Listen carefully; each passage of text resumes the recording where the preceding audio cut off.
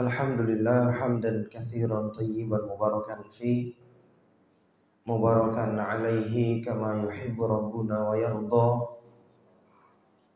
wa ashhadu an la ilaha illallah wahdahu la syarikalah iqraran bihi wa tauhida wa ashhadu anna Muhammadan abduhu wa rasuluh sallallahu alaihi wa ala alihi wa sahbihi ajma'in amma ba'd. Kaum muslimin dan muslimat, bapak-bapak, ibu-ibu, para orang tua yang kami muliakan dan kami hormati, rahimani wa rahimakumullah. Walhamdulillah, puji dan syukur tiada pernah bosan-bosannya kita panjatkan kepada Allah, sebagaimana Allah Subhanahu wa taala juga tidak pernah bosan di dalam memberikan nikmatnya kepada kita semua. Allah Subhanahu wa taala berfirman di dalam Al-Qur'an, "Wa in ta'uddu ni'matallahi la tuhsuha. Innal insana ladzalumun kafar." Dan kalaulah seandainya kalian ingin mencoba menghitung-hitung nikmat yang Allah berikan kepada kalian, maka niscaya kalian tidak akan pernah sanggup untuk menghitungnya. Sesungguhnya manusia itu pelaku kezaliman dan kekufuran. Oleh karenanya, kita selalu berupaya untuk bisa menjadi hamba Allah Subhanahu wa taala yang bersyukur atas nikmat-nikmatnya. Karena manusia hanya ada dua golongan, imma syakira wa imma kafura. Golongan yang pertama adalah golongan orang yang bersyukur, sementara golongan yang kedua adalah golongan orang-orang yang kufur. Hanya ada dua golongan, tidak ada golongan yang ketiga. Tidak ada yang namanya posisi pertengahan antara syukur dan kufur. Imma seorang hamba menjadi hamba yang syakir, atau dia menjadi hamba yang kafir. Kemudian salawat teriring salam tidak lupanya kita sanjung sajikan kepada junjungan besar kita, qudwah kita, Nabi kita Muhammad sallallahu alaihi wasallam, kepada keluarga beliau, para sahabat beliau, serta orang-orang yang mengikuti jalan beliau hingga akhir zaman. Kaum muslimin dan muslimat, para orang tua yang semoga senantiasa dirahmati oleh Allah Subhanahu wa taala, puji dan syukur kita panjatkan kepada Allah atas kemudahan yang Allah berikan kepada kita semua, berkumpulnya kita di tempat yang baik ini, dalam kegiatan yang baik ini. Semoga Allah Subhanahu wa taala menjadikan kita semua bisa meraih kebaikan di majelis kita ini, sehingga hal itu membawa kebaikan untuk dunia dan akhirat kita. Dan kita juga bersyukur kepada Allah Subhanahu wa taala atas nikmat hidupnya lampu. Taib. Hidupnya lampu ini, para jamaah yang dimuliakan oleh Allah, terasa besar nikmatnya ketika tadi kita sudah merasakan mati lampu. Benar ya jemaah? Subhanallah. Hal ini kembali mengingatkan saya petua para ulama yang tadi sudah saya bawakan di kajian subuh. Para ulama mengatakan wa bidhihi tatabayyanul asya. Banyak hal yang akan semakin terang benderang, semakin jelas hakikatnya, semakin jelas betapa besar kadarnya ketika kita sudah mengetahui lawannya. Hidup lampu, kita akan semakin sadar adalah nikmat ketika kita sudah merasakan mati lampu. Dan ini ada kaitannya dengan tema yang akan kita kaji ini, jemaah. Tema tentang pendidikan anak. Sebagian kita mungkin di awal-awal dianugerahi anak oleh Allah merasa nikmat yang sangat luar biasa. Seiring berjalannya waktu, berinteraksi dengan anak tiap hari, mungkin bertambah anaknya. Kadar kesadaran bahwa anak itu adalah nikmat semakin berkurang. Dan ini seperti yang kata para ulama, idza kathural imsas qallal ihsas. Banyaknya gesekan akan menghilangkan sensitivitas.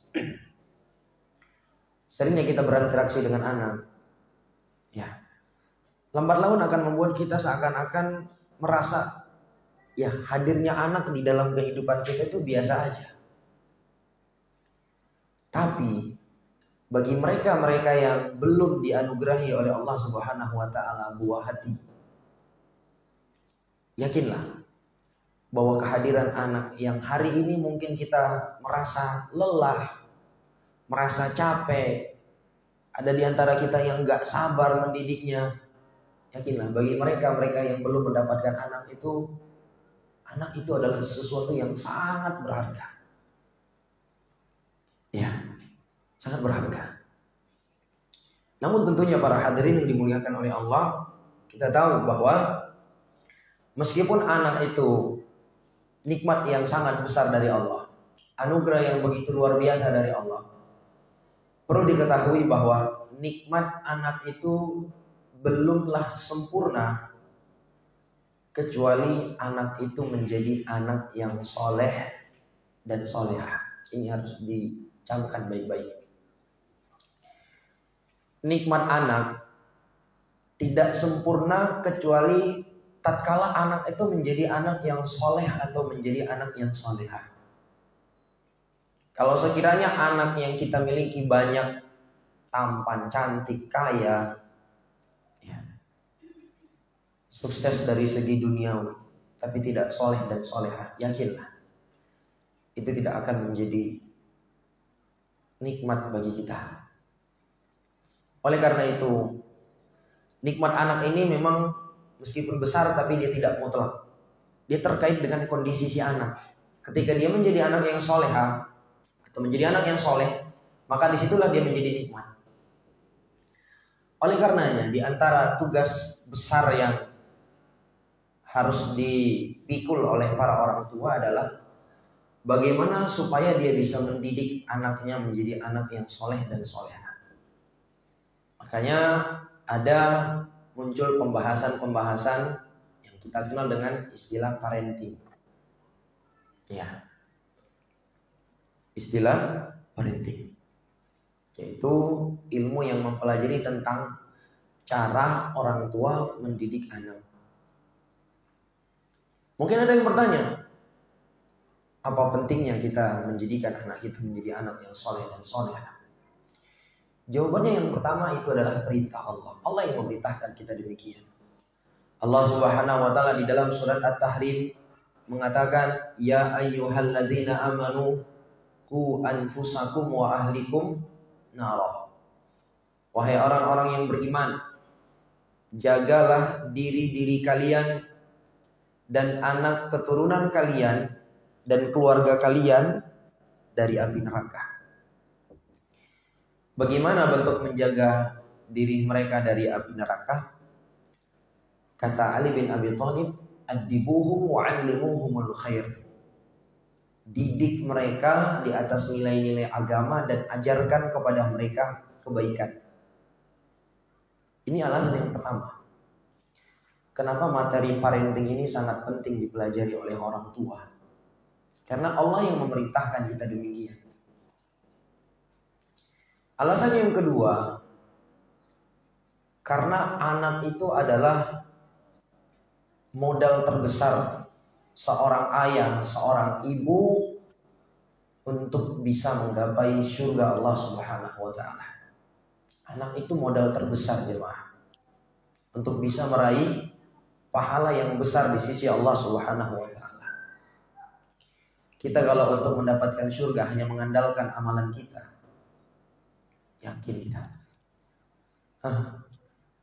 dengan kondisi kita yang sholatnya pas-pasan, kadang pun kurang, sedekah kita yang pas-pasan, puasa kita yang pas-pasan, kita yakin?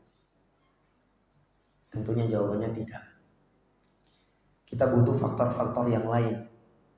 Kita butuh pemasukan lain untuk bisa mendapatkan pahala yang lebih. Di antaranya adalah anak. Oleh karenanya Nabi SAW pernah menyebutkan di dalam hadisnya, "Idza mata ibnu Adam inqata'a anhu 'amaluhu illa min thalath." Apabila anak Adam itu meninggal, seorang manusia meninggal, maka terputuslah seluruh amalan-amalannya. Salatnya selesai, puasanya selesai, haji umrohnya selesai, semua ibadahnya selesai. Kecuali 3 jenis amalan yang akan terus mengalir pahalanya. Yang pertama, shadaqatin jariyah, sedekah jariyah. Sedekah yang manfaatnya itu terus mengalir.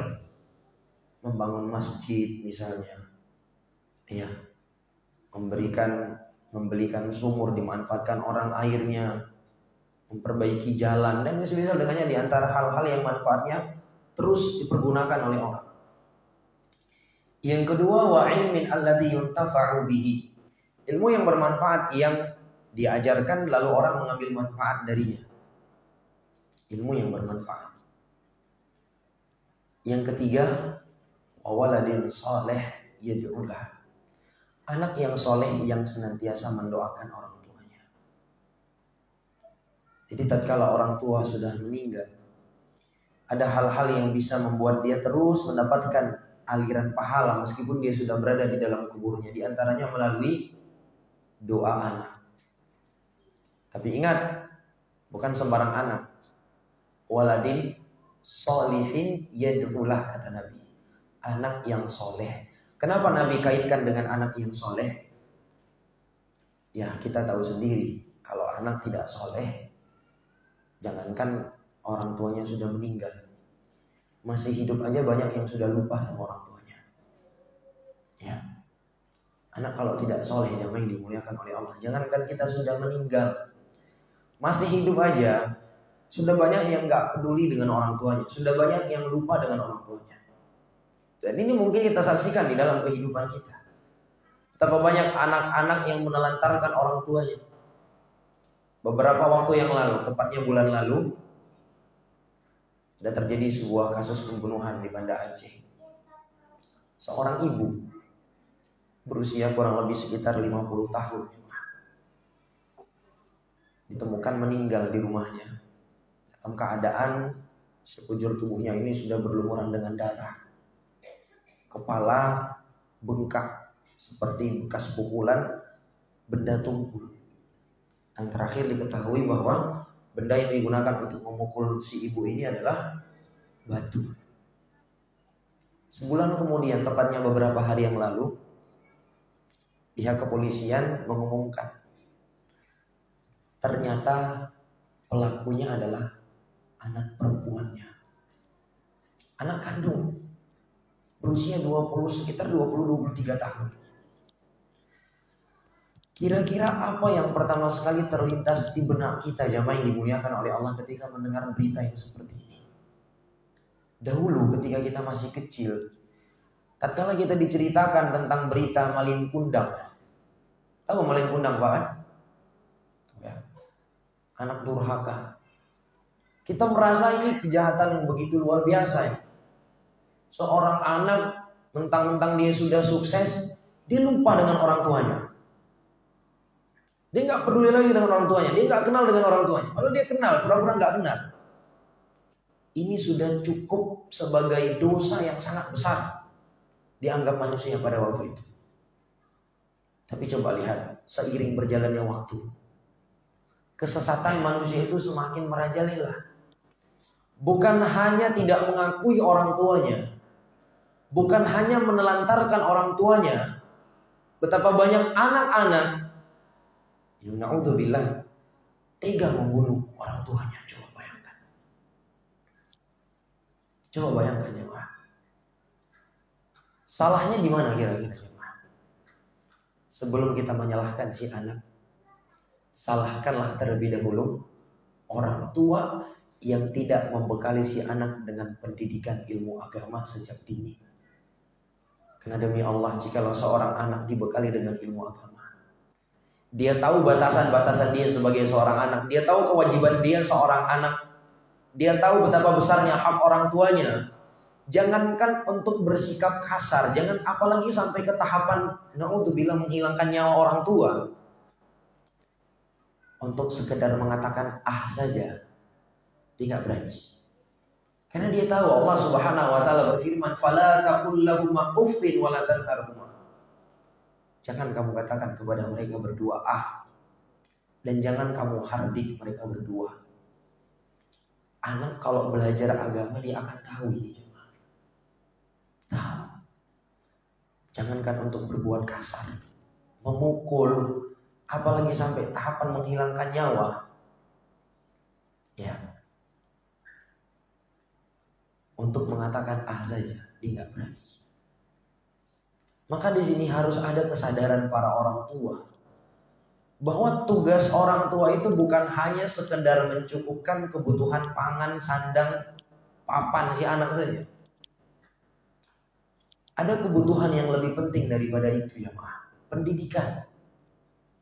Pendidikan itu jauh lebih penting dari segalanya. Andai orang tua kurang mampu di dalam memberikan pakaian yang layak bagi anaknya, andai orang tua kurang mampu memberikan makanan yang mewah untuk anaknya, itu belum tentu membahayakan dia di akhirat. Tapi kalau katanya orang tua tidak memberikan pendidikan yang cukup bagi anaknya, ini sangat-sangat membahayakan. Makanya para hadirin yang dimuliakan oleh Allah, banyak para orang tua nanti ketika berada di dalam kuburnya dia akan menyesal. Dia mengira bahwa anak yang dia butuhkan di dunia adalah anak-anak yang sukses dari segi dunia. Dia banyak harta, ya, punya kedudukan yang tinggi di tengah masyarakat, punya pangkat, jabatan. Ya, selama kita hidup, kita mungkin akan merasa bahwa itulah anak yang kita butuhkan. Itulah anak ideal bagi orang tua. Tapi nanti tatkala kita sudah berada di dalam kubur, barulah kita sadar bahwa yang kita butuhkan itu hanyalah anak yang soleh dan soleha. Anak yang paham tentang agama, anak yang pandai membaca Al-Quran, anak yang rajin sholat, anak yang rajin berdoa. Kita baru sadar bahwa ini yang akan kita butuhkan. Maka dengan adanya kegiatan seperti ini, harapan kita, kesadaran itu jangan sampai terlambat. Kesadaran yang mungkin tadi akan kita sadari tatkala di alam kubur, dengan adanya kegiatan seperti ini, kita cepat sadar bahwa kebutuhan kita kepada anak yang soleh dan soleha itu sangatlah penting. Dia adalah prioritas utama kita ternyata. Gak masalah anak kita tidak sukses dari segi duniawi. Gak masalah anak kita nanti misalnya besar kerjanya serabutan, gak ada pekerjaan tetap, atau mungkin gak ada ijazah. Gak masalah. Gak masalah. Rezeki masing-masing sudah ditanggung oleh Allah. Tatkala anak kita berusia 120 hari di dalam perut ibu. Tahu kan hadisnya? Para orang tua yang dimuliakan oleh Allah. Tatkala seorang anak itu berusia 120 hari, apa yang terjadi? Fayursilu alaihil malak. Allah utus ke rahim seorang ibu itu malaikat, meniupkan ruh, lalu langsung dicatat 4 hal yang dicatat dari si anak. Rezekinya, ajalnya, amalannya, bahagia atau sengsara. Rezeki anak itu sudah dicatat. Orang tua tidak perlu itu menjadi risaunya.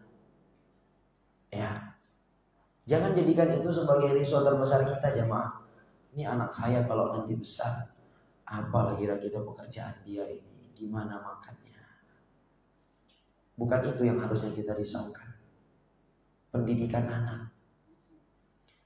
Bisa dipahami para hadirin yang dimuliakan oleh Allah. Sehingga kita tahu bahwa pendidikan anak itu sangat penting. Dan orang yang paling bertanggung jawab di dalam pendidikan anak itu siapa? Siapa ya, Pak? Ustadzah. Guru yang di sekolah? Lah.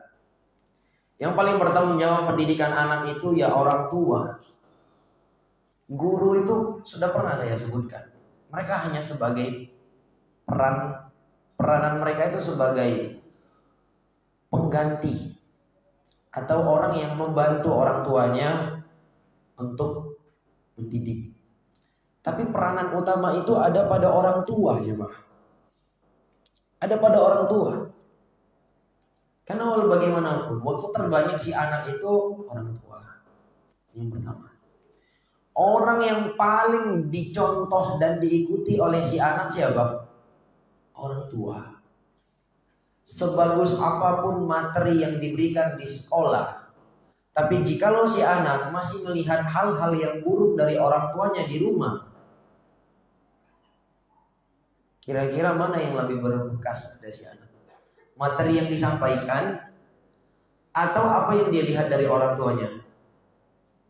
Apa yang dilihat dari orang tua? Ya. Sehingga keliru sebagian orang tua itu ketika dia sudah memasukkan anaknya ke salah satu sekolah, salah satu pondok pesantren.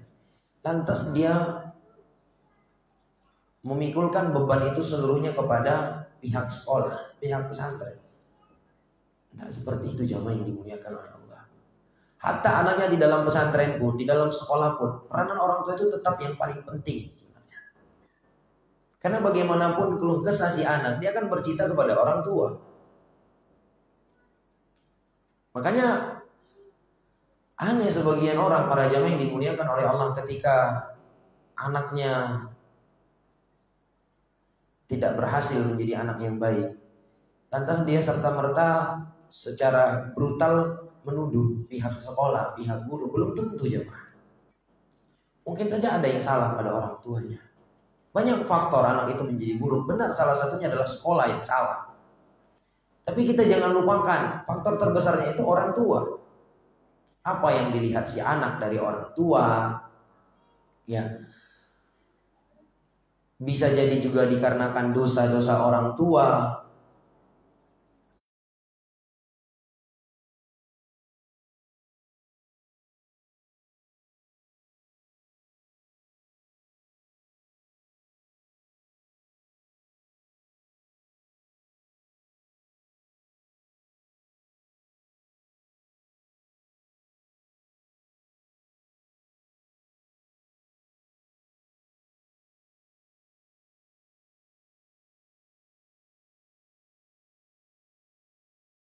Di depan anak, secara tidak langsung dia sedang mengajarkan anaknya untuk merokok.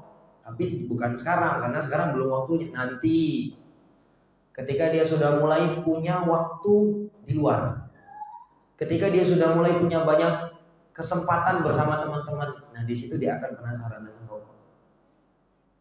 Jadi gimana Ustaz? Merokoknya di belakang anak? Bukan kayak gitu juga. Tinggalkan rokok, selesai. Karena demikian ya, Pak. Jadi orang tua itu adalah aktor utamanya. Bagaimanapun bagusnya pesantren, bagusnya sekolah, tetap orang tua yang paling utama. Coba lihat ketika sekolahnya memberikan misalnya nasihat dan teguran kepada si anak. Kalau orang tuanya tidak kooperatif, tidak mendukung apa yang dijalankan di sekolah, sama aja. Betapa banyak orang tua ketika ada yang menasihati anaknya lantas dia tidak terima. Padahal hakikatnya kan nasihat itu sesuatu yang baik ya. Nasihat itu ibarat obat. Ya, walaupun dia baik, tapi terkadang ada rasa pahitnya. Tapi memang itulah nasihat. Dia memang harus membuat kita tersinggung, baru dinamakan nasihat. Kalau ada nasihat membuat kita nggak tersinggung, kita nggak akan merasa kita sudah dinasihati. Nasihat itu terasa sebagai sebuah nasihat ketika apa? Ada hal dari kebiasaan kita yang tersinggung, tergesek dengan nasihat itu. Maka disitulah dia terasa menjadi sebuah nasihat. Kalau enggak ya biasa aja. Tapi jadi peranan orang tua itu penting. Tambah banyak orang tua mereka sendiri yang tanpa sadar, saya katakan tanpa sadar karena saya yakin tidak ada orang tua yang berniat untuk merusak anaknya. Tapi saya katakan tanpa sadar, betapa banyak orang tua yang tanpa sadar mereka lah yang menghambat pendidikan anak. Kenapa ini pembahasannya difokuskan ke orang tua? Ya karena memang tema kita tentang orang tua nih. Ya, tema kita tentang apa? Orang tua. Itu tadi dia menghambat dengan cara perbuatan dia tidak sesuai dengan kebaikan yang diajarkan di sekolah. Ini pertama. Kemudian yang kedua, setiap ada teguran kepada anaknya, orang tua berusaha selalu membela. Ini bukanlah hal yang baik para jemaah. Kalau kita biasakan anak terus-menerus demikian, itu akan membuat si anak setiap kali dimarahi, setiap kali disalahkan, dia akan mencari apa? Kebenaran. Dia akan cari alasan. Apalagi dia sadar, orang tua saya pasti bela, umi saya pasti bela saya, abi saya pasti bela saya. Kalau ada yang seperti ini, yakinlah akan sulit sekali. Kita ada di Ma'had sana, ada salah seorang anak Hafiz, masih kecil. Kita maklumi dia masih kecil. Ya. Ini anak satu pondok, orang ijma, dia ini bandel. Ijma, nggak ada khilaf. Coba. Bandelnya luar biasa. Guru-guru dia lawan, masih kecil nih, Pak. Bandelnya luar biasa, melawan. Kalau ke temannya suka maki, suka main kasar sama temannya. Tapi subhanallah, setiap kali dinasehati, setiap kali dimarahi, dia akan ngadu ke orang tuanya. Dan anehnya, orang tuanya setiap kali anaknya ngadu, direspon. Marah balik sama gurunya. Subhanallah. Bayangkan. Dan itu kasus berkali-kali. Akhirnya apa? Anaknya akan terus-menerus begitu. Dan si guru akhirnya apa? Udah gak open. Dan sekarang itu anak itu ya udah dibiarkan. Mau dia berbuat apapun silahkan. Selesai. Karena udah pernah dibilang sama orang tuanya, silahkan diambil anaknya. Orang tuanya gak mau. Aneh ya seperti ini ya. Coba ini sikap orang tua menghambat pendidikan si anak. Ini akan berubah. Jadi ketika anak disalahkan, orang tua itu harusnya dia membantu si anak untuk benar-benar sadar bahwa itu salah. Bukan membantu si anak untuk mencari pembelaan. Ini kan pendidikan orang tua nih. Jamaah yang dimuliakan oleh Allah.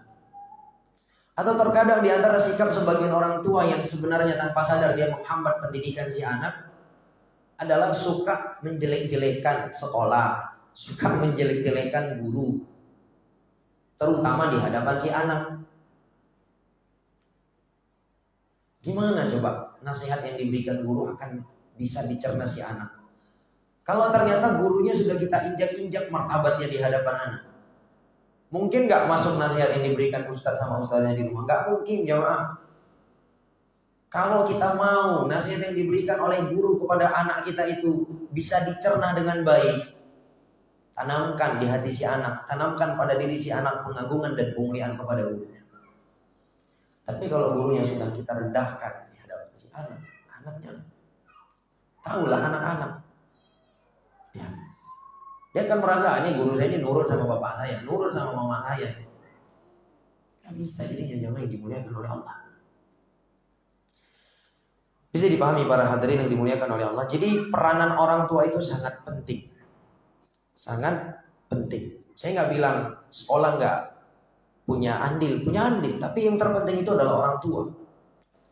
Dan ada kaidah yang disebutkan oleh para ulama. Ini harus dicamkan baik-baik para orang tua. Faqidu syai' la yu'ti. Faqidu syai' la yu'ti.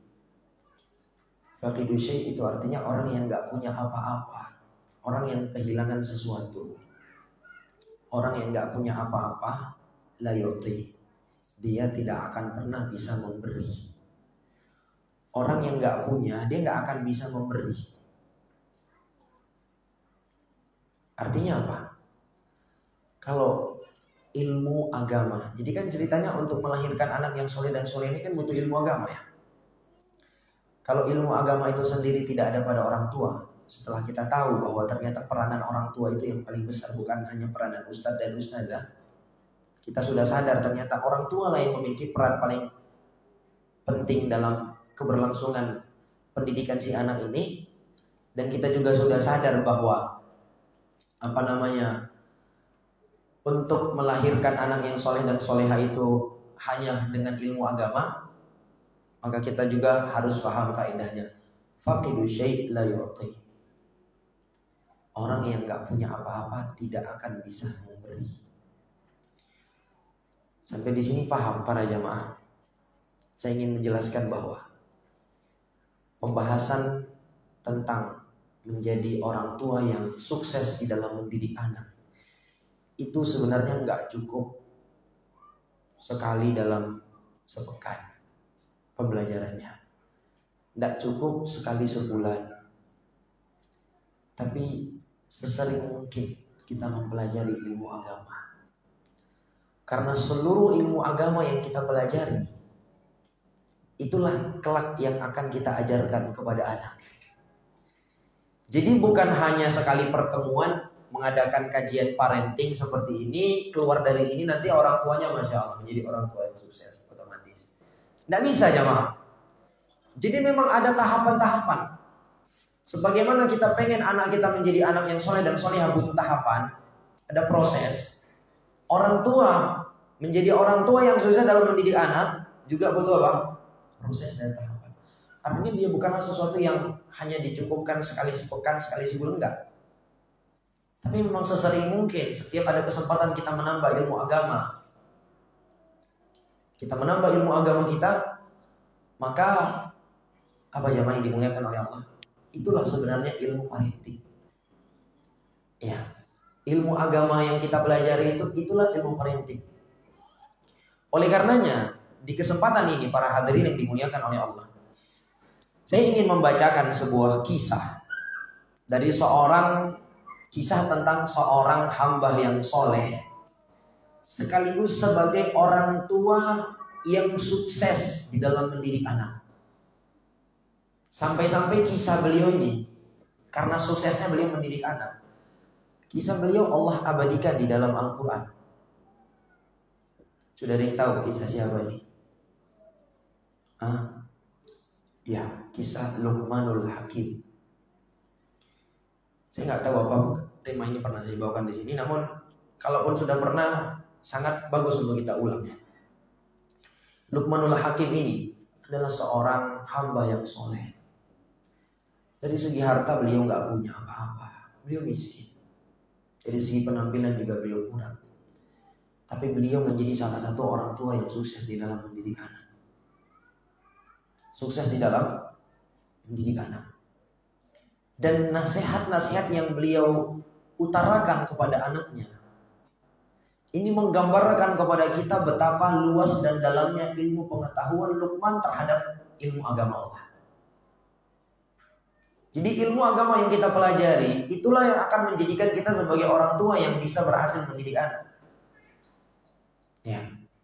Makanya kan pembahasan-pembahasan tentang parenting, kiatnya A, kiat B, kiat C, itu kan baru muncul belakangan. Di masa dahulu, ada nggak pembahasan khusus tentang parenting yang Nabi berikan kepada para sahabat?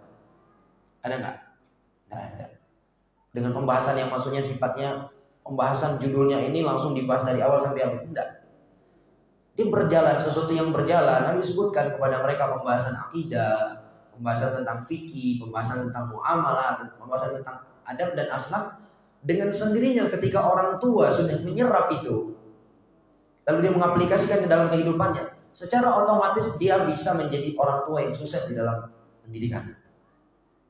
Jadi tidak cukup sekedar kita belajar kaidah dalam mendidik anak. 1, kaidah ini. 2, tipsnya ini. 3, tipsnya ini. Lantas sudah cukup. Nggak bisa. Nggak bisa jangan dimuliakan oleh Allah. Baik. Karena pendidikan anak itu adalah mempertontonkan keteladanan kepada si anak. Jadi dia memang butuh ilmu agama yang banyak untuk kita serap dan kita praktekkan di dalam kehidupan kita.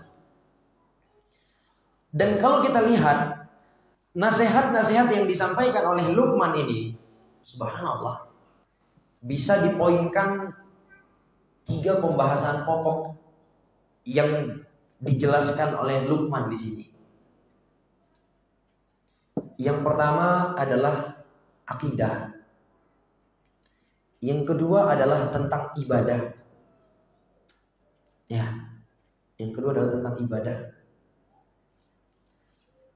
Yang ketiga adalah tentang adab dan akhlak. Ini 3 poin penting. Ternyata nasihat Luqman ini yang Allah Subhanahu wa taala sebutkan sebanyak 1 halaman. Ya. Dari ayat yang ke-12 dalam surah Luqman, mungkin bisa dibuka aplikasi Al-Qur'annya. Itu Allah ceritakan dari awal sampai akhir nanti nasihat Luqman. Itu kita bisa poinkan ada 3 poin penting yang disampaikan oleh Luqman. Ada 3 poin penting yang ditanamkan oleh Luqman kepada anaknya sehingga beliau menjadi orang tua yang sukses di dalam mendidik anak. Yang pertama yang ditanamkan oleh Luqman adalah nilai-nilai akidah. Yang kedua nilai ibadah. Dan yang ketiga nilai adab dan akhlak. Dan sekali lagi orang tua tidak akan berhasil dalam hal ini kecuali dia sudah menguasai 3 hal ini. Tidak mungkin orang tua bisa mengajarkan anaknya akidah kecuali setelah dia bisa memahami akidah. Ya enggak? Nggak mungkin kita bisa ajarkan mereka akidah yang baik dan benar kecuali setelah kita sendiri yang belajar, jemaah. Kita sendiri yang belajar tentang akidah. Coba lihat ketika orang tua tidak mengerti tentang akidah. Banyak di antara orang tua justru mereka yang merusak anaknya. Mereka yang merusak anaknya. Sejak kecil anaknya sudah dipakaikan apa? Jimat-jimat. Iya kan? Ada nggak lihat anak bayi nanti sudah dikalung di kakinya sudah ada gelang kaki yang terbuat dari jimat-jimat, ada tulis-tulisannya terbuat dari kain biasanya itu. Ada nggak ya? Ada. Terkadang ada yang di pinggangnya, terkadang ada yang di tangan. Kira-kira yang buat ini siapa? Anaknya atau bapaknya? Nggak mungkin lah anaknya yang buat. Ini by request nih. Hah? Nggak mungkin. Orang tua yang merusak. Kenapa? Karena orang tua nggak paham akidah. Kalau anak yang seperti ini dibiarkan tumbuh, yakinlah dia nggak akan menjadi anak yang soleh. Bagaimana mungkin seorang anak bisa menjadi anak yang soleh kalau sedari kecil sudah kita ajarkan ketergantungan hati kepada jimat, bukan kepada Allah Subhanahu wa taala? Bagaimana mungkin bisa? Gak akan bisa. Ya. Bagaimana mungkin seorang anak bisa menjadi anak yang soleh dan solehah kalau sedari kecil sudah kita ajarkan takut kepada selain Allah? Ya. Jangan keluar deh. Ada pocong di luar. Ada kuntilanak. Apa ini kira-kira? Kalau seandainya anaknya takut ke pocong, takut ke kuntilanak, takut ke genderuwo, takut ke apalah nama-nama setan ya. Apa hukumnya di dalam agama? Syirik. Ada nggak istilah soleh untuk anak yang melakukan kesyirikan? Nggak ada. Kalau anak sudah melakukan kesyirikan, terjatuh ke dalam kesyirikan, nggak ada yang namanya soleh. Kecuali namanya memang di akta lahirnya soleh. Ya, atau nama akta lahirnya soleha. Tapi kalau menjadi anak yang benar-benar soleh dan soleh itu nggak akan mungkin. Kita terjatuh ke dalam kesyirikan. Siapa yang merusak ini? Orang tua, jemaah. Orang tua. Maka perlu kita tanamkan nilai-nilai akidah sejak dini kepada si anak. Perlu. Sejak kecil mereka sudah diajarkan akidah. Coba lihat Nabi kita Muhammad SAW. Beliau punya sepupu namanya Abdullah ibnu Abbas. Ya, beliau punya sepupu namanya Abdullah ibnu Abbas. Al-Abbas itu adalah pamannya Nabi. Berarti Abdullah bin Abbas adalah sepupu Nabi. Ketika beliau masih sangat kecil, usia kurang lebih 9 tahun, itu sudah diajarkan oleh Nabi SAW nilai-nilai akidah. Nabi katakan, ya gulam inni u'allimuka kalimat ihfadillah yahfadka ihfadillah tajidhu tujahak wa idha sa'alta fas'alillah wa idha sta'anta fasta'in billah. Wa'alam anna al-ummata lam ijtama'at ala yanfa'uka bisyai'in lam yanfa'uka illa bisyai'in qad kataballahu lak wa in ijtama'u ala an yadurruka bisyai'in lam yadurruka illa bisyai'in qad kataballahu 'alaik rufi'atil aqlam wa jaffatis suhuf. Nabi katakan, wahai gulam. Gulam itu sebutan untuk anak kecil yang belum balik, usia 10 tahun ke bawah. Saya akan mengajarkan kepada engkau beberapa penggalan nasihat. Jagalah batasan-batasan Allah, Allah akan jaga kamu. Boleh nih. Usia 9 tahun sudah diajarkan oleh Nabi akidah. Jagalah batasan-batasan Allah, niscaya engkau akan mendapati Allah berada di hadapan. Akan menolong. Wa idza sa'alta fas'alillah. Jika kamu mau meminta, minta sama Allah. Wa idza sta'anta fasta'in billah. Apabila engkau hendak meminta pertolongan, minta pertolongan kepada sama Allah. Ini kan jarang nih kita ajarkan kepada anak yang seperti ini. Nilai-nilai yang seperti ini. Untuk menggantungkan hati kepada Allah. Jarang orang tua. Coba jemaah, ketika kita belajar tauhid, bagaimana melatih anak itu supaya punya ketergantungan hati dengan Allah. Ajarkan mereka setiap kali mereka meminta sesuatu, jangan langsung minta sama orang tua, suruh berdoa sama Allah. Ajarkan mereka ayah, umi, ayah, ibu, abi, umi, hanya sebab yang memberikan semua adalah Allah. Mau minta jajan, minta sama Allah. Mau minta mainan, suruh doa sama Allah. Ini namanya apa? Ini namanya pendidikan jamaah. Ini namanya pendidikan yang diajarkan oleh Nabi. Wa idza sa'alta fas'alillah. Kalau kamu mau minta, minta sama Allah. Coba bayangkan kalau anak tumbuh besar punya prinsip seperti ini. Ketergantungan hati kepada Allah. Luar biasa jemaah. Betapa bahagia kita kalau punya anak yang seperti ini. Sebelum dia minta jajan, dia berdoa sama Allah. Ya Allah, berikan saya jajan, ya Allah. Mudahkan rezeki orang tua saya agar orang tua saya bisa kasih saya jajan. Subhanallah. Apa ini? Ini pelajaran akidah jemaah. Ini pelajaran akidah yang diajarkan kepada mereka. Wa alam annal ummata law ijtama'at alla yanfa'uka bi syai'in lam yanfa'uka illa bi syai'in qad kataballahu lak. Ketahuilah, andai seluruh manusia bersatu ingin memberikan manfaat kepada engkau, mereka tidak akan mau memberikan manfaat kecuali sebatas yang Allah tetapkan untuk engkau. Sebaliknya, andai seluruh manusia bersatu ingin membahayakan engkau, maka niscaya mereka tidak akan sanggup membahayakan engkau kecuali sebatas bahaya yang Allah catat untuk engkau. Rufi'atil aqlam wa jaffatis suhuf. Pena-pena telah diangkat, lembaran-lembaran telah mengering. Diajarkan oleh Nabi tentang nilai-nilai keimanan terhadap takdir. Ini akidah. Sejak awal memang sudah diajarkan mereka. Sejak awal sudah diajarkan oleh Nabi SAW, sehingga para sahabat itu tumbuh menjadi orang yang begitu luar biasa, masya Allah. Tapi jarang ada orang tua yang memperhatikan hal-hal yang seperti ini. Sebagian besar di antara kita ya sudah, tugas mereka kerja, pagi antar anaknya ke sekolah, nanti jam pulang dijemput, udah selesai. Padahal inilah momen-momen kita harus mengajarkan kepada mereka. Subhanallah. Sebelum anak pengen sesuatu, ajarkan mereka untuk berdoa. Jangan pernah jangan pernah berharap kepada ustadz dan ustadzah yang ada di sekolah. Mereka juga manusia biasa para jemaah. Tapi gantungkanlah hati kita kepada Allah. Setelah itu kita berusaha. Gak bisa kita andalkan orang. Ya. Kita berupaya. Karena bagaimanapun yang namanya di sekolah itu manusia biasa. Bisa dipahami para jemaah yang dimuliakan oleh Allah. Jadi diajarkan kepada mereka apa? Nilai-nilai akidah. Ini yang pertama diajarkan oleh Luqman. Kayak orang tua itu harus ada taklim rutin, mengajarkan anaknya masalah akidah. Ada kitab Khud Aqidatan yang sudah diterjemahkan ke dalam bahasa Indonesia, artinya ambillah akidahmu minal kitabi wa sunnati sahih, dari Al-Quran dan sunnah yang sahih. Ini salah satu buku yang sangat penting untuk dibaca orang tua kepada anaknya.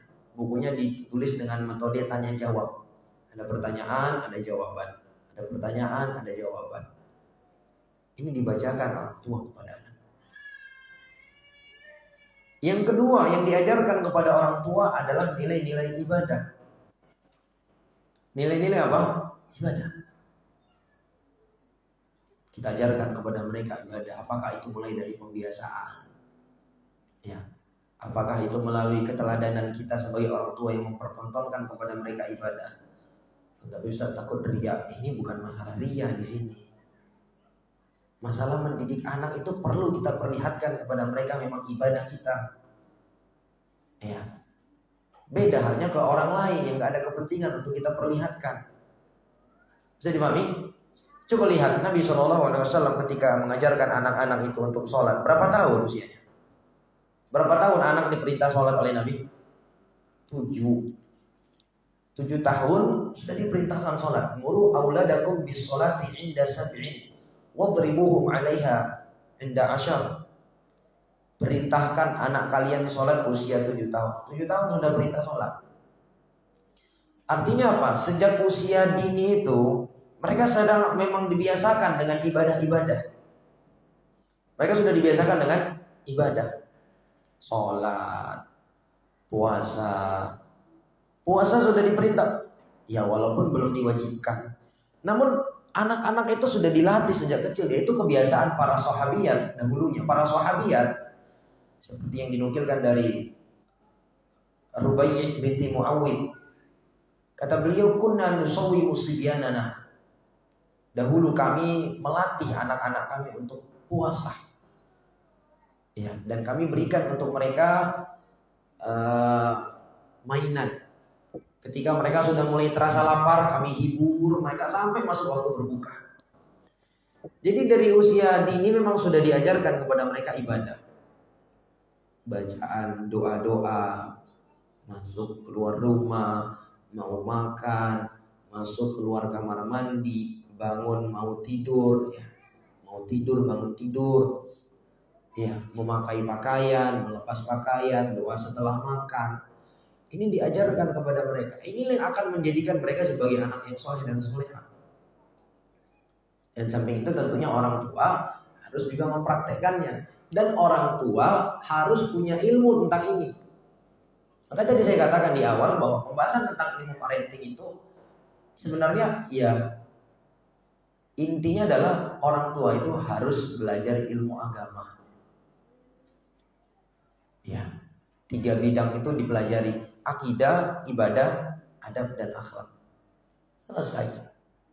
Karena itu yang akan kita ajarkan kepada mereka. Kosong kalau hanya sekedar kita hafal kaidah-kaidahnya. Banyak para ulama menulis kitab ya, tentang kiat-kiat mendidik anak. Kaidah 1 ini, kaidah 2 ini, ya kan? Dan kita pernah kita baca adalah 30 kaidah mendidik anak. Tapi itu akan terasa hambar ketika memang orang tua kosong pengetahuan tentang ilmu agama. Sehingga apa? Memang dari orang tuanya yang harus belajar ilmu agama. Baik.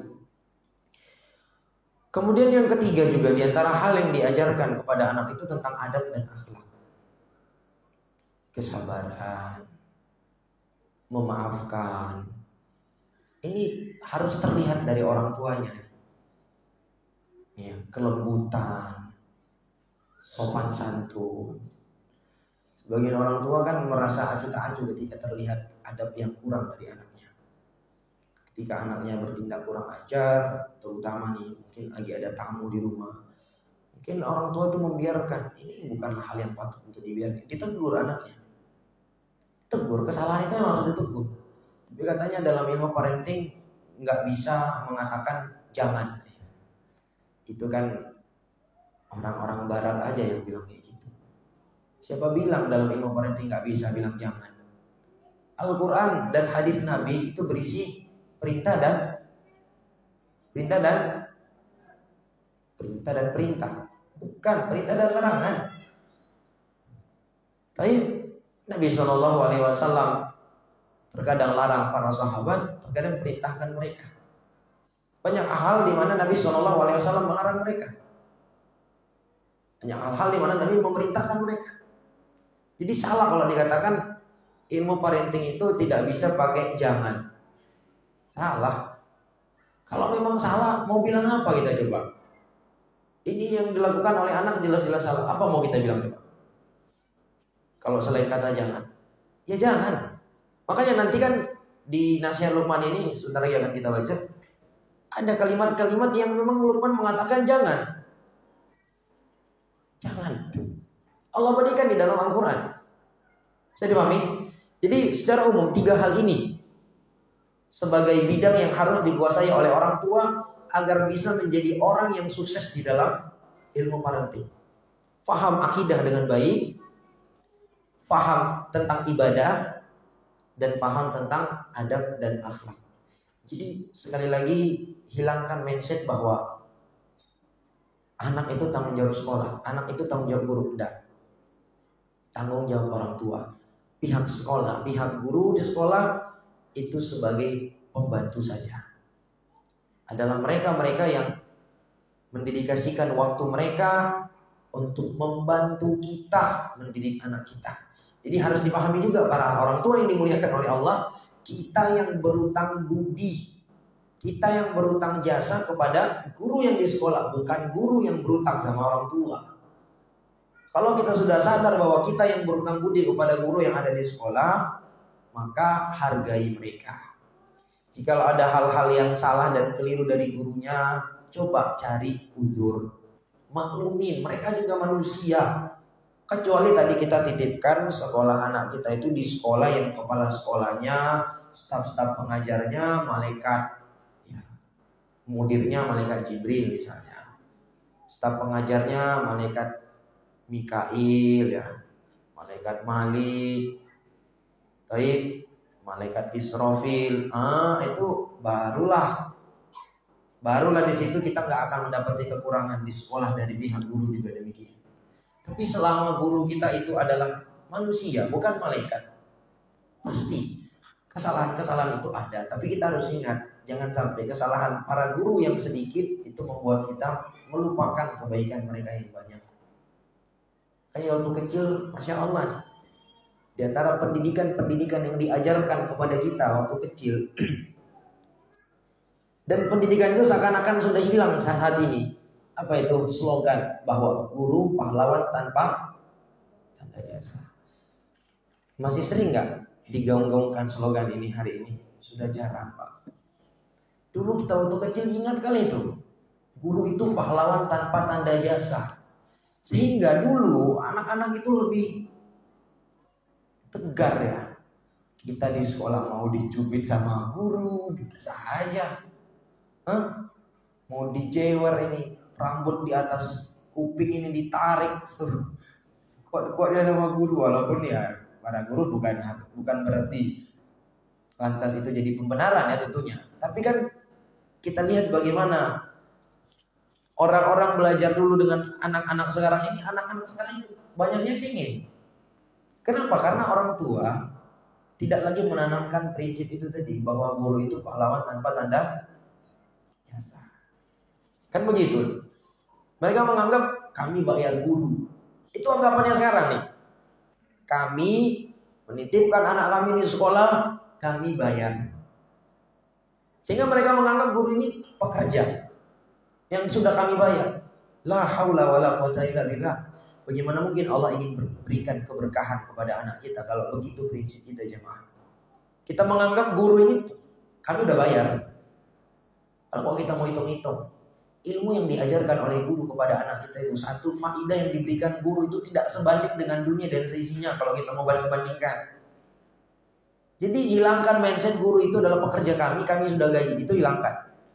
Guru itu adalah orang-orang mulia yang telah mengorbankan waktu mereka untuk membantu saya mendidik anak saya. Karena saya akui, saya nggak bisa mendidik anak saya dengan sendiri. Saya akui, saya pribadi sulit untuk mendidik anak saya. Diakui nggak itu jamaah? Diakui lah. Kalau kita merasa mampu mendidik anak kita, ngapain masukin sekolah, ya kan? Ya kan? Kita masukin anak kita sekolah karena kita tanpa sadar kita mengakui sulit untuk mendidik anak kita. Nah, mereka ini para guru-guru, orang-orang yang mulia, mengorbankan waktu mereka untuk apa nih? Untuk membantu kita di dalam mendidik anak kita. Baik, di sini saya baca ayat-ayat yang Allah sebutkan tentang Luqman. Di sini kita akan paham bagaimana metode yang harusnya kita mulai ketika kita ingin mendidik anak kita. Allah Subhanahu wa taala mengatakan, walaqad ataina Luqmanal hikmata an yashkur lillah wa man yashkur fa inna ma yashkuru li nafsi wa man kafara fa innallaha ghaniyyun hamid. Allah mengatakan, dan sungguh kami telah berikan hikmah kepada Luqman, maka hendaklah engkau bersyukur kepada Allah. Karena barang siapa saja yang bersyukur, maka sungguh kesyukuran itu kembali kepada dirinya. Wa man kafara fa innallaha ghaniyyun hamid. Akan tetapi barang siapa yang kufur, maka sungguh Allah Subhanahu wa taala Maha Kaya lagi Maha terpuji. Artinya Allah tidak butuh kepada syukurnya kita. Lalu Allah katakan, wa id qala Luqman li ibnihi wa huwa ya'idhu. Dan ingatlah ketika Luqman memberikan wejangan kepada anaknya. Apa wejangan yang pertama sekali disampaikan oleh Luqman?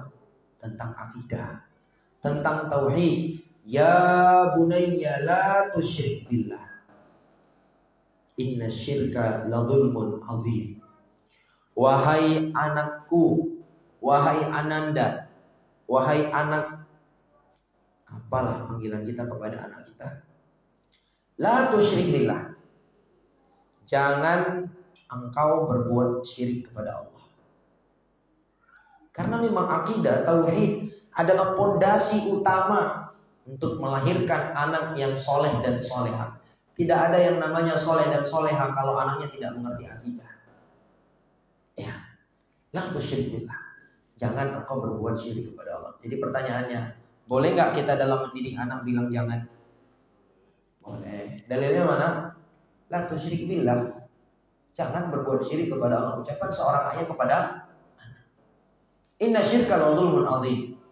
Lalu beliau jelaskan, karena kesyirikan itu adalah kezaliman yang paling besar. Ini salah satu poin yang penting harus kita pahami. Ketika Luqman melarang anaknya dari perbuatan syirik, beliau beritahu apa alasan. Nah, ini salah satu hal yang harus dipahami oleh orang tua. Anak-anak itu pemikiran mereka tidak seperti kita. Ya, wawasan mereka juga tidak seperti kita. Maka ketika kita melarang si anak, memerintahkan si anak dari sesuatu, sebisa mungkin kita beritahukan kepada mereka apa alasannya. Nah, jangan keluar. Beritahu alasannya. Kalau kamu nanti keluar, ini panas, ya, nanti demam, nanti sakit. Kalau mau main-main, nanti sore habis sholat asar. Sekarang ini waktunya kita tidur. Anak itu kalau dijelaskan hal yang seperti itu lebih mudah terima nggak? Jika dibandingkan, nak jangan keluar. Kenapa, Umi? Pokoknya jangan keluar. Subhanallah. Anak kalau lebih mudah menerima ketika dijelaskan kepada dia apa? Alasannya. Nah, sholat. Ya, ketika dia sholat, diberitahu alasannya apa? Diberitahu alasannya apa? Karena dengan sholat itu ini begini dengan kita sholat, Allah akan mudahkan urusan kita. Apapun yang kita minta Allah akan permudah. Enak nggak anak kalau mau sholat? Ya, Masya Allah. Ketika kita minta mainan sama Allah, nanti Allah akan mudahkan. Minta rezeki sama Allah, Allah mudahkan. Ketika kita sholat, anaknya jadi mudah sholat. Ya, perhatikan Luqman ketika melarang anaknya la tusyrik billah, beliau sebutkan apa? Inna syirka la zulmun azim. Karena kesyirikan itu adalah kezaliman yang sangat besar. Kezaliman yang sangat besar. Kemudian setelah itu Allah Subhanahu wa taala katakan, wa wasainal insana biwalidayhi hamalathu ummuhu wahnan ala wahnin wa fisaluhu fi 'amaini an ishkur li wa liwalidayka ilayya al-masir. Dan Allah mengatakan, dan sungguh kami telah mewasiatkan kepada manusia agar hendaklah mereka berbuat baik kepada kedua orang tuanya, terkhusus ibunya yang telah mengandungnya dalam keadaan lemah yang kian bertambah. Wahnan ala wahnin, lemah di atas lemah. Artinya apa? Lemah yang kian bertambah. Lemah yang kian bertambah. Wa fisaluhu fi amain. Begitu juga ibundanya telah menyapinya selama 2 tahun. Anishkurli wali walidayka ilayya al-masir. Maka hendaklah engkau bersyukur kepadaku dan kepada kedua orang tuamu, hanya kepada aku lah engkau akan dikembalikan. Dari penggalan ayat ini para jamaah yang dimuliakan oleh Allah, banyak pelajaran yang bisa kita petik. Di antaranya, Di antara hal yang membantu si anak itu akan mudah taat kepada orang tua ketika kita nasihati adalah kita menceritakan kepada mereka tentang pengorbanan orang tua. Kita menjelaskan kepada mereka pengorbanan orang tua. Nah, disinilah pentingnya peranan ayah dan ibu. Si ibu ketika duduk dengan anaknya, ibunya menceritakan kepada anaknya bagaimana besarnya pengorbanan ayah.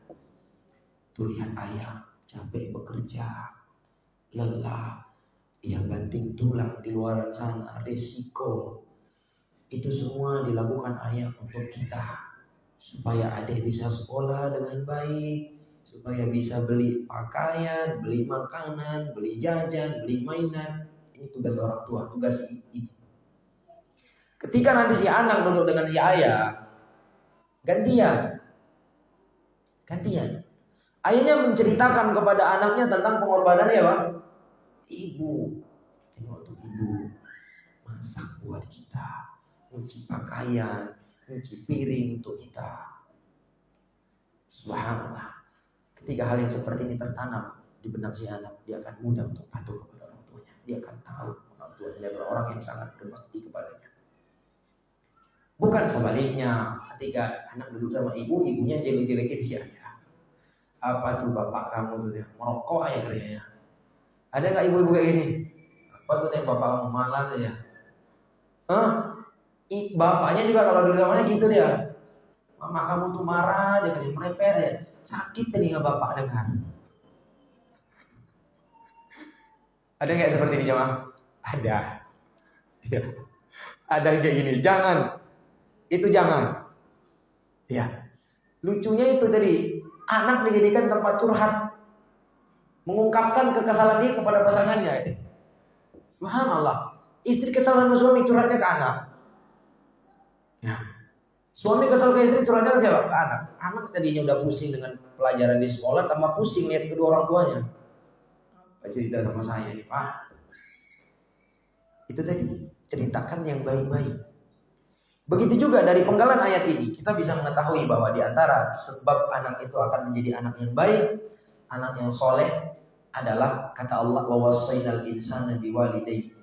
Kami wasiatkan manusia untuk berbuat baik kepada kedua orang tuanya. Artinya apa? Sebelum kita menuntut anak kita menjadi orang yang taat kepada kita, ingat kita juga anak untuk orang tua kita. Jadikan diri kita sebagai anak yang taat, maka niscaya anak kita juga akan taat kepada kita. Lalu setelah itu kata Allah Subhanahu wa taala, wa in jahadaka ala an tusyrika bima laysa laka bihi ilmun fala tuti'huma wa shahibhuma fid dunya ma'rufa. Dan apabila kedua orang tuamu mengajak engkau untuk berbuat syirik kepada aku sesuatu yang kamu tidak ada ilmu padanya, jangan engkau taati. Artinya apa? Ini nasihat bagi anak ketika orang tuanya memerintahkan dia perkara yang haram, maka tidak ada ketaatan pada makhluk dalam hal bermaksiat kepada Allah Subhanahu wa taala. Tetapi ingat, meskipun orang tua kita mengajak kita untuk kepada kesyirikan, kata Allah wasahibuhuma fid dunya ma'rufa. Pergaulilah keduanya di kehidupan dunia ini dengan cara yang baik. Lalu Allah mengatakan wattabi' sabila man anaba ilai tsumma ilayya marji'ukum fa unabbi'ukum bima kuntum ta'malun. Ini di antara nasihat Luqman lagi kepada anaknya. Wahai anakku, ittabi' sabila man anaba ilai. Ikutilah jalan orang yang kembali kepada Allah. Artinya apa? Di antara hal yang diperhatikan orang tua kepada si anak adalah faktor pergaulan dan lingkungan. Ya, jadi anak-anak kita di sekolah, ketika dia pulang ke rumah, di antara hal yang harus kita perhatikan adalah lingkungan. Iya. Ada terkadang anak-anak itu dia di sekolah diajarkan yang baik-baik, di rumahnya diajarkan yang baik-baik, tapi tahu-taunya anaknya pintar cakap kotor. Dari mana dia didapatkan? Dari kawan, dari lingkungan. Maka orang tua harus membatasi pergaulan anaknya, memilihkan lingkungan dan pergaulan yang baik untuk anaknya. Tsumma ilayya marji'ukum fa unabbi'ukum bima kuntum ta'malun. Kemudian kata Allah, kemudian hanya kepadakulah kalian dikembalikan, dan aku akan memberitahukan kepada kalian apa saja yang kalian lakukan. Lalu setelah itu Luqman lagi kembali mengatakan, ya bunayya, innaha in taku mithqala habbatin min khardalin fatakun fis sakhratin aw fis samawati aw fil ard ya'ti bihallah innallaha latifun khabir. Allah Subhanahu wa taala mengatakan, menghikayatkan ucapan Luqman, wahai anakku, kata Luqman, ya bunayya. Jadi salah satu poin yang bisa kita ambil dari panggilan ya bunayya di sini. Ya bunayya ini dalam bahasa Arab ini kalimat yang musaghar, kalimat yang sudah ditasghir, dan tasghir itu diantara fungsinya adalah litarahum, untuk menunjukkan kasih sayang. Ini dalam istilah bahasa Arab ada kata yang ditasghir. Ya, kalau bahasa sederhananya terjemahan bebasnya sudah dimodifikasi dari bentuk semula. Baik, supaya lebih nyambung. Tujuannya apa? Tujuannya diantara tujuannya adalah untuk menunjukkan kasih sayang. Jadi ya bunayya itu artinya bisa kita katakan wahai ananda, wahai anak abi sayang, anak umi tersayang. Kenapa ini panggilan yang seperti ini perlu kita hadirkan ketika kita berkomunikasi dengan anak? Supaya anak itu selalu sadar bahwa sosok yang berbicara dengan dia ini bukanlah sosok yang membencinya, tapi sosok yang menyayanginya. Ini juga harus selalu dijaga kesadaran anak bahwa orang tua adalah orang yang sayang kepada dia. Sehingga setiap nasihat dan masukan yang kita berikan akan mudah dicerna oleh anak, karena dia paham ini yang memberi nasihat saya ini adalah orang yang sayang kepada saya. Apa katanya? Innaha intaku mithqala habbatin min khardal. Wahai anak Anda, sesungguhnya jika ada suatu perbuatan seberat biji sawi berada di dalam batu atau di langit atau di bumi, ya tibihallah, niscaya Allah akan mendatangkannya, niscaya Allah akan membalasnya pada hari kiamat. Ya. Innallaha latifun khabir, sesungguhnya Allah maha teliti, maha lembut lagi maha teliti. Dari penggalan ayat ini kita bisa memahami bahwa di antara hal yang harus ditanamkan oleh orang tua kepada anak adalah sifat muraqabatullah, sifat selalu merasa diawasi oleh Allah. Nah, jadi di dalam proses menjadikan anak itu lebih baik, jangan kita jadikan ketakutan mereka itu kepada ayah. Jangan kita jadikan ketakutannya kepada ibu. Karena seringnya kan gitu, di dalam rumah itu biasanya akan dijadikan ada satu sosok yang ditakuti. Biasanya ayah. Ya kan? Tapi secara umum ini adalah hal yang sifatnya positif-positif saja. Namun hendaklah kita jadikan bahwa yang paling ditakuti oleh si anak itu bukan ayah, tapi Allah. Allah. Sehingga dia merasa selalu diawasi oleh Allah. Karena kalau ketakutan si anak itu hanya kepada ayah, ketika ayah nggak ada, ya nggak takut, ya kan? Ketika ayahnya jauh, ya udah, dia kan paling melakukan hal yang dilarang. Kan ayah saya nggak tahu. Tapi ketika ditanamkan kepada dia sifat takut kepada Allah, Allah yang mengawasi dia, Allah yang akan memberikan hukuman kalau dia berbuat begini dan begini, maka dimanapun dia berada, siapapun yang mengawasinya, ada atau tidaknya orang di samping dia, insya Allah dia tetap akan menjadi orang yang selalu menjaga batasan-batasannya. Coba lihat Luqman, dia mengajarkan kepada anaknya, wahai anakku, tidak ada satupun perbuatan yang kamu lakukan sebesar biji sawi, apakah itu tersembunyi di dalam batu, di langit maupun di bumi. Artinya apa? Kelihatan nggak kelihatan, orang tahu apa tidak? Ya tibi Allah, Allah akan balas. Jadi selalu dikaitkan anak itu dengan Allah. Nah, kamu begini, Allah akan buat balas kamu. Kamu melakukan ini, Allah akan berikan ini. Selalu dikaitkan dengan siapa? Allah. Selalu dikaitkan dengan Allah. Ya. Lalu setelah itu Luqman mengatakan, ya bunayya, aqimis sholata wa'mur bil ma'rufi wanha 'anil munkar wasbir 'ala ma asabak. Inna dzalika min azmil umur. Wahai anakku, tegakkanlah sholat, perintahkanlah kepada yang baik, cegahlah dari perkara yang mungkar, dan bersabarlah atas apa yang akan menimpa engkau. Inna dzalika min azmil umur. Sesungguhnya itu di antara hal yang pasti, ya, hal-hal yang diwajibkan oleh Allah Subhanahu wa taala. Apa ini? Nilai-nilai ibadah yang diajarkan kepada si anak. Kemudian setelah itu Luqman kembali mengatakan, wala tusahhir khaddaka linnas Wala tamshi fil ardi maraha. Innallaha la yuhibbu kulla mukhtalin fakhur. Dia mengatakan kepada anaknya, wahai anakku, ya, janganlah engkau memalingkan khaddaka linnas, wajahmu dari manusia. Artinya apa? Jangan bersikap sombong. Ya, jangan bersikap sombong. Diajarkan kepada anak nilai-nilai adab dan akhlak tadi. Nah, kalau ngomong sama orang tua itu harus sopan.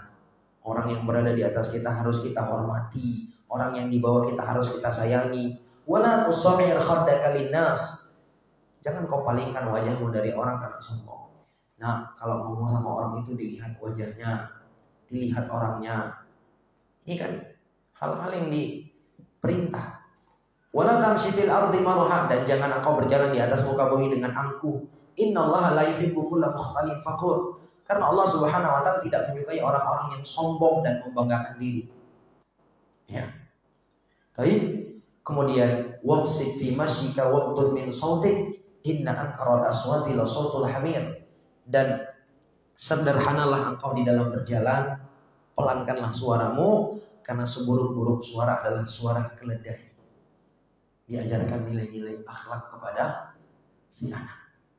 Ketika berbicara sama orang, lembut, sopan, tidak boleh membentak-bentak. Ini diajarkan. Supaya apa nih? Yaitu tadi harapannya supaya anak itu menjadi anak yang soleh dan soleh. Ini dia nasihat Luqman kepada anaknya, yang bisa kita simpulkan tadi bahwa inti dari nasihat Luqman ini mencakup 3 hal. Tentang akidah, ibadah, akhlak dan adab. Jikalau kita ingin menjadi orang tua yang sukses dalam pembahasan parenting ini, dalam pendidikan anak, maka dalami 3 hal ini. Jadikan diri kita faham dengan baik dalam 3 hal ini. Kalau memang mau, kalau nggak mau ya mau bilang apa coba. Kalau mau aja ya, yang mau aja. Jadikan diri kita paham dengan 3 hal ini. Karena kaidahnya faqidu syai' la yu'ti. Orang yang tidak paham, orang yang tidak punya sesuatu, maka dia tidak akan bisa memberi. Wallahu a'lam bishawab. Mungkin hanya ini yang bisa Anda sampaikan, terlepas dari semua kiat-kiat dan cara-cara yang kita lakukan tadi. Jangan pernah lupa bahwa semua itu berada di tangan Allah. Maka jadikan senjata paling utama seorang mukmin itu adalah doa kepada Allah Subhanahu wa taala. Sebagus apapun usaha kita, kalau kita nggak diberikan rezeki oleh Allah anak yang soleh dan soleh, maka akan sulit bagi kita. Ya, wallahu a'lam bishawab. Termasuk para guru. Para guru hendaklah banyak-banyak bersabar di dalam mendidik anak. Walaupun itu bukan anak kita ya. Tapi ingat, mereka itu adalah amanah. Kelak akan dipertanggungjawabkan di hadapan Allah Subhanahu wa taala setiap sikap dan perbuatan kita kepada orang-orang yang kita didik. Jikalau memang kita merasa tidak mampu mendidik mereka, mundur jemaah. Ya. Tapi ketika kita memang tetap ingin menjadi masuk dalam barisan orang-orang yang mulia tadi, maka perbanyak bersabar. Perbanyak sabar. Terkadang memang ujian itu Allah berikan dari orang-orang yang dekat dengan kita. Terkadang ujian itu Allah berikan dari orang yang telah kita berbuat baik kepadanya. Kadangkala kita sudah berusaha mendidik anaknya dengan baik, malah orang tua memperlakukan kita dengan tidak baik, tidak menghargai, tidak menghormati. Ingatlah, bukan hanya kita yang merasakan itu. Nabi kita, coba lihat kurang baik apa Nabi dalam mengajarkan manusia pada waktu itu. Apa yang Nabi dapatkan? Beliau dicemooh, beliau difitnah, dicari-cari kesalahannya. Sabar. Intinya tetap sabar dan berdoa kepada Allah Subhanahu wa taala. Semoga Allah Subhanahu wa taala memberikan taufik kepada kita. Wallahu a'lam bishawab.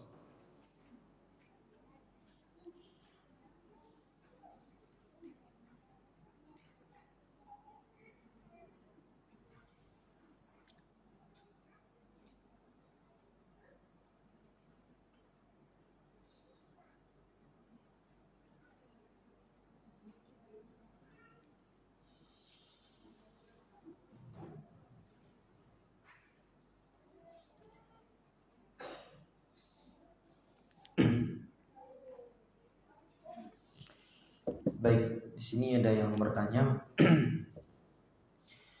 Bismillah, semoga Allah memberkahi umur, rezeki dan keluarga Ustadz.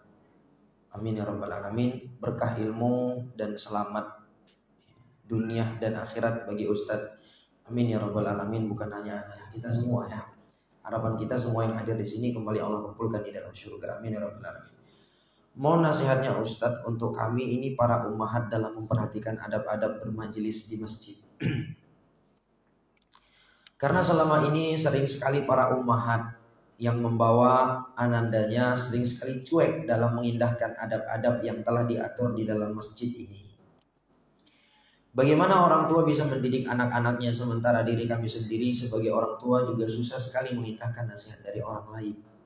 Semoga nasihat dari Ustadz nanti bisa membuka wawasan pikiran dan hati-hati kami dalam mengindahkan adab-adab bermajelis. Atas nasihat yang Ustadz berikan nanti, Anda ucapkan jazakallahu khair wa barakallahu fiik.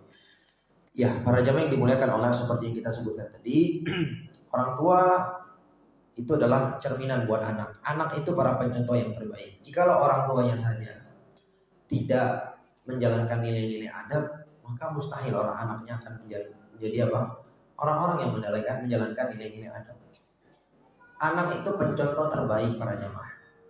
Anak pencontoh terbaik. Dia lebih berpengaruh apa yang dilihat dari orang tuanya dibandingkan apa yang dia dengar dari orang lain. Tapi maka nasihat saya untuk orang tua, kalau kita memang ingin jujur menjadikan anak kita itu menjadi anak yang baik, kita juga harus menjadi orang baik. Kesolehan kita itu sangat berdampak kepada kesolehan anak. Ketakwaan kita berdampak kepada ketakwaan anak. Ya, itu sangat berdampak. Coba lihat bagaimana Nabi Ibrahim alaihissalam di berbagai ayat di dalam Al-Quran. Ini ayahnya Nabi Ibrahim, namanya siapa? Azar. Kafir apa muslim? Kafir. Kafir itu baik apa buruk? Jelas buruk lah. Ya. Bahkan Azar ini adalah orang yang pernah mengancam Nabi Ibrahim. La illam tantahi la arjumannak wahjurni maliyah. Kalau kamu nggak berhenti, saya akan lempari kamu dengan batu. Pergi kamu jauh-jauh sana. Ini kata Azar kepada Nabi Ibrahim.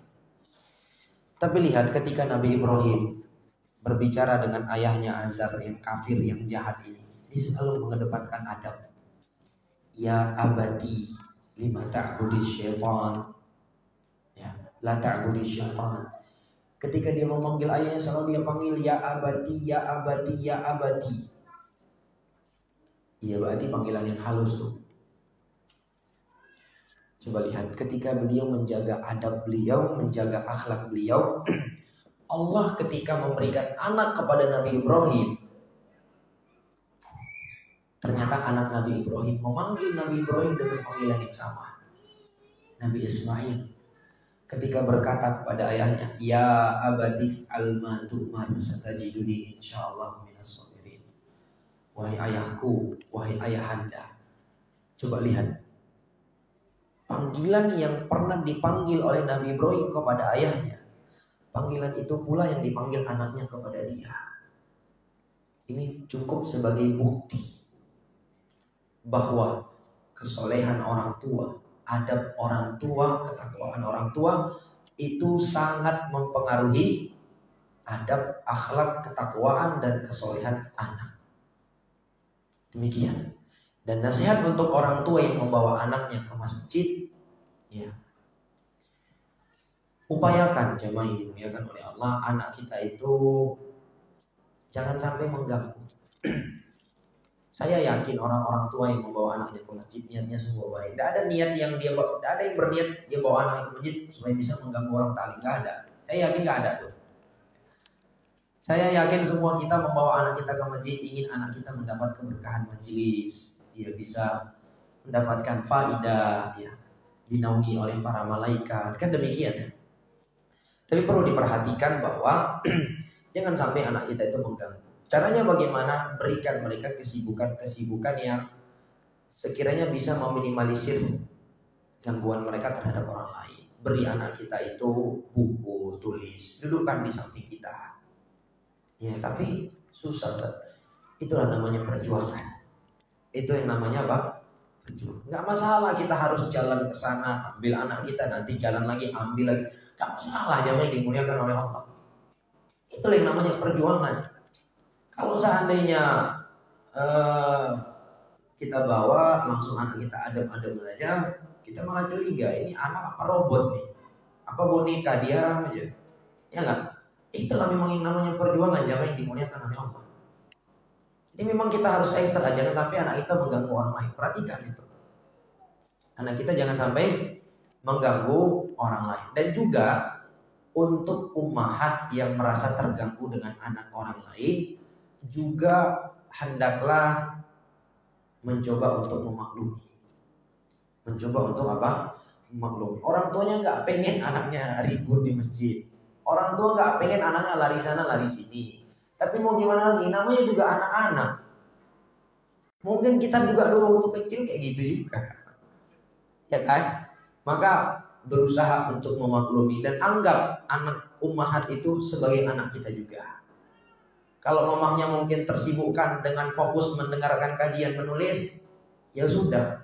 Anak itu saat di samping kita, kita yang mendudukkan dia, berikan dia kegiatan. Demikian. Jadikan anak orang itu anak kita juga. Tapi jangan dibawa pulang. Di majelis saja maksudnya. Baik. Wallahu a'lam bishawab.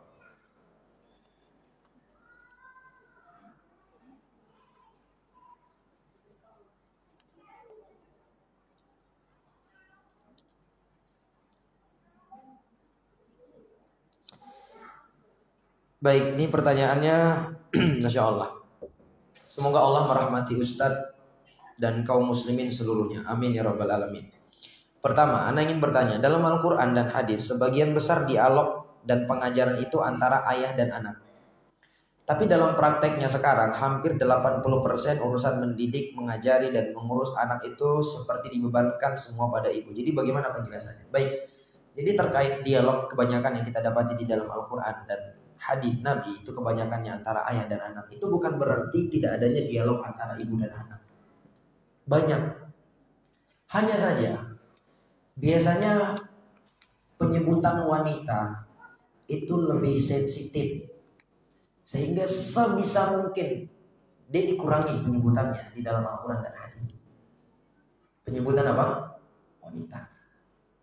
Bahkan kalau kita lihat wanita-wanita yang disebut di dalam Al-Quran itu kebanyakannya bahkan tidak disebut namanya. Ya kan? Bahkan istri Abu Lahab disebut nggak namanya dalam Al-Quran? Tidak. Wa mar'atuhu hammalatal hatab. Disebut istri Abu Lahab, bukan namanya. Apalagi contoh apa? Imra'atul Aziz, istri sang menteri kerajaan Mesir yang menggoda Nabi Yusuf. Ada nggak disebut namanya? Tidak disebut namanya. Jadi harus kata disebut pun wanitanya tidak disebut namanya. Ada yang disebut namanya, tapi itu memang jika memang benar-benar sangat urgen untuk disebut namanya. Jadi bisa dipahami para wanita bahwa penyebutan dialog antara wanita dan anak, ibu dan anak itu bukan nggak ada. Tapi seminim mungkin dia dihilangkan. Hanya penyebutan wanita itu sensitif. Nah, itu dia. Bukan berarti nggak ada. Ada. Bahkan kalau kita lihat dahulu, para ulama-ulama besar, coba lihat sejarah mereka. Mereka itu semua yang mendidik mereka memang kebanyakan ibu mereka. Karena bagaimanapun waktu terbanyak ibu itu adalah di mana? Waktu terbanyak anak itu bersama siapa? Ibu.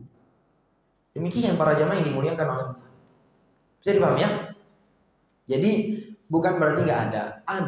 Tapi dia ada etika yang harus dijaga di dalam pembahasan Al-Quran dan hadis. Wallahu a'lam bishawab. Jadi ini salah satu bentuk pemuliaan Islam kepada kaum wanita. Pemuliaan Islam kepada kaum wanita. Sampai-sampai para ulama itu jamaah untuk menyebutkan nama istrinya terang-terangan di depan umum, mereka merasa itu aib. Nah, pemuliaan kepada kaum wanita. Jadi wanita itu memang sangat berharga dia. Sangat berharga. Paham ya? Tapi dalam prakteknya sekarang hampir 80% urusan mendidik, mengajari, dan mengurus anak itu seperti dibebankan semua pada ibu. Ya memang iya. Kalau 80%-nya ke bapak, kapan bapaknya kerja? Coba. Ya ibu memang itulah tugasnya. Mau gimana lagi coba? Memang sudah itulah fitrahnya mereka. Makanya kalau kita lihat dua hal ini antara wanita dan laki-laki, Allah Subhanahu wa taala dengan hikmahnya Allah jadikan para wanita itu lebih lembut dibandingkan apa? Laki-laki. Ya enggak?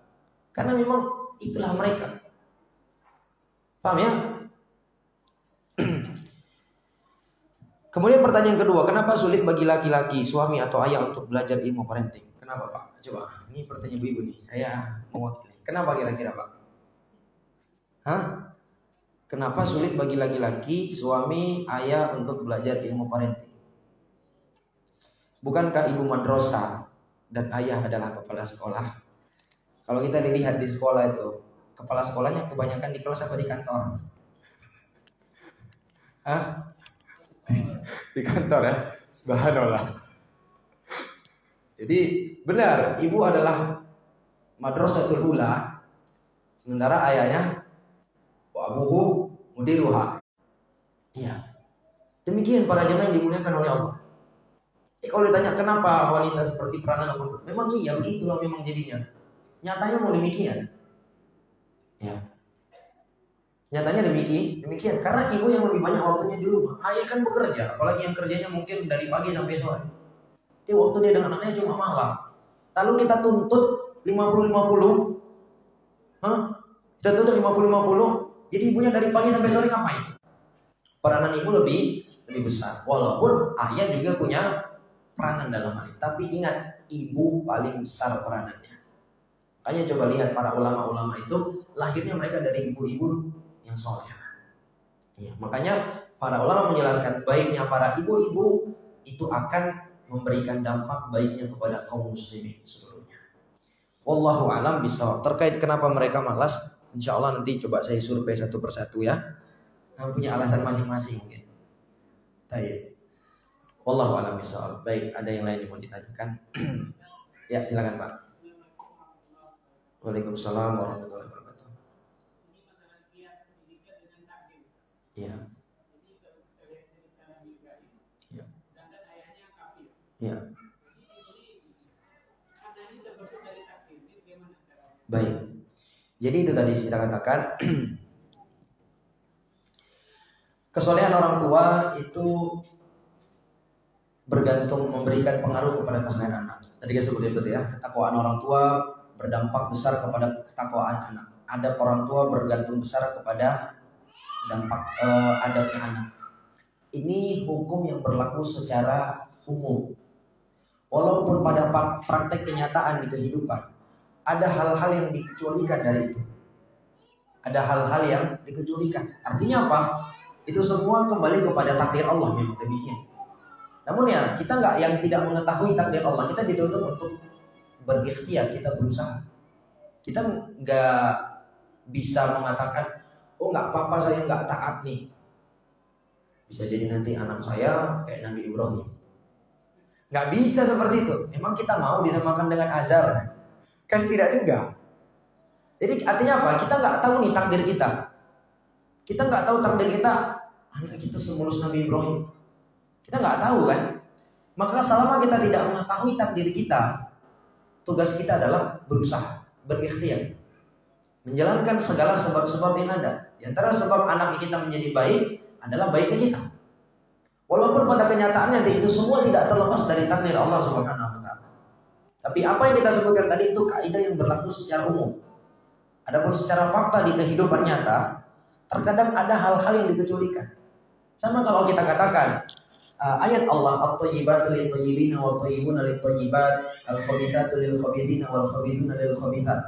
Wanita-wanita yang baik itu dipasangkan dengan laki yang baik. Laki yang baik akan dipasangkan dengan wanita yang baik. Sebaliknya, wanita yang jelek akan dipasangkan dengan lelaki yang jelek. Lelaki yang jelek akan dipasangkan dengan wanita yang jelek. Apakah ini kaidah ini berlaku di dalam kehidupan? Berlaku, tapi ini kaidah yang berlaku secara umum. Ya, berlaku secara umum. Di fakta kenyataan kehidupannya nanti ada kondisi-kondisi dia dikecualikan dari kaidah besar tadi. Tapi itu nggak banyak, biasanya nggak banyak. Nyatanya ada orang-orang yang suaminya soleh, istrinya tidak solehah. Seperti Nabi Nuh, Nabi Lut, Ini kurang soleh apa dua orang ini? Istri mereka kurang ajar.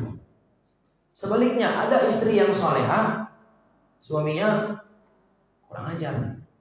Seperti siapa? Fir'aun dengan istrinya Asia. Asia seorang wanita mukminah, tapi suaminya Fir'aun.